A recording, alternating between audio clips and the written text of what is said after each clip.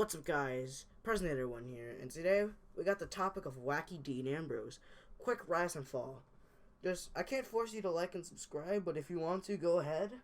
I'm not gonna waste time. Let's begin. Drafted in August 2020 by Winning Tigers Jays. Remember that guy? He seemed like a pretty good guy, but he was actually a backstabbing scumbag. He's now banned, I could say that. But I never asked to rejoin the Jays. So I thought that was it. I thought it was over. I thought I was off, but that's when I got the offers. Originally, I accepted an offer from the Phillies.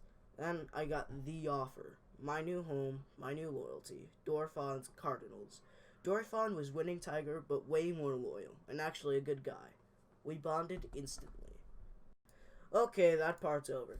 So let's skip a few months where I was traded to the Red Sox, showed the Tigers for a week, went back to St. Louis, then became the GM for the Twins.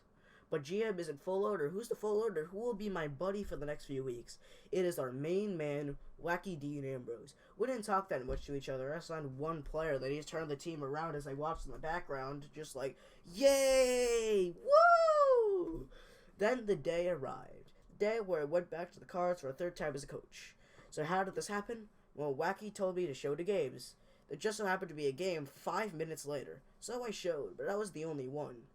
30 minutes later, after game time, should have forfeited 15 minutes ago, somebody shows it's Wacky, but he's suspended at the time. So the Cards still get the forfeit, right? Wrong. There was a slight problem with the Cards. For the Cards, the umpire was a kid by the name of ThatBoyZay_1. Not really a kid, well known in the league, but all of a sudden he says that Wacky is unsuspended. He did serve a game of his penalty. So the Cards argue, and argue, and argue, which buys them enough time for my family to come in to tell me that we purchased a school bus and we'll use it as a camping bus. So I had to leave, and there was a forfeit. And literally 5 minutes later, Dorfond gave me the green light to become the head coach for the Cardinals. Wow. A few weeks into my gig as a coach, I apply for umpire, and I edge out Tony in a close one to get the job. 3 days later, I'm greeted with a quadruple header because one game had to be redone. The last game in this quad header is the game.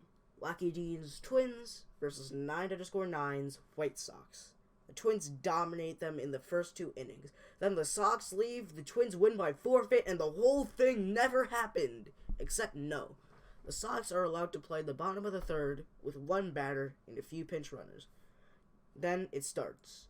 9_9 gets walked twice. Then he hits one off the wall to score all 3 to tie it. And then we fast forward in a bit. There's men on second and first. I think it was full count at the time too. I'm not sure. He throws a very slow pitch right down the middle, and he crushes it. Deep it goes into the outfield. My vision is blocked by the sun glare, so I can't tell if it was fair or foul. It took 3 minutes for us to find the ball. And then we found it. Deep in dead center, third grandstand. Walk-off 3-run shot by the only White Sox there. And that was the last straw for Wacky Dean Ambrose as we know it. The time was about 1 a.m. Eastern, 10 days before Christmas. And Wacky was about to stuff the league stocking with a ranking scandal that is still being patched up as I'm writing this script. You see, all the team owners, including Wacky, had a group admin, so Wacky ranked everyone to different teams. He could scramble team owners and above, but he could if he would. But he was open about all this. He wanted to get caught. He announced it was himself. It was no secret. The Wacky ranks were born. This is still a hole in the league waiting to be filled. So, my thoughts on all this? No. Maybe it was for the better. Maybe Wacky wanted to kill the league, bring the inevitable to it. Rose sports are dying, face it. Row Olympics were the first to fall, then clean fighting and MMA feds. What's next? Row hockey. I know the answer to all these things, but the thing is, you may think this league will survive till 2025 and beyond. No. Old Gen Baseball, like Proxy Baseball League, and HCBB are 2 separate things, with different time limits. And Proxy Baseball League doesn't have that much time left.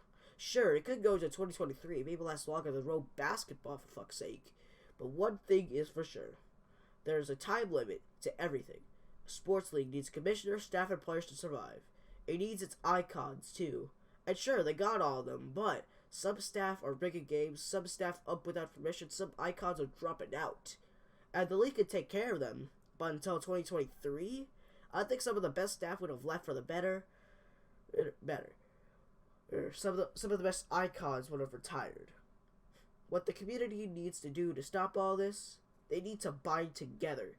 They need to train themselves to survive in the darkest of dark times, because those times are coming very soon.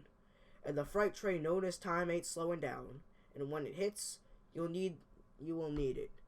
Loyalty, integrity, and knowledge of fair play.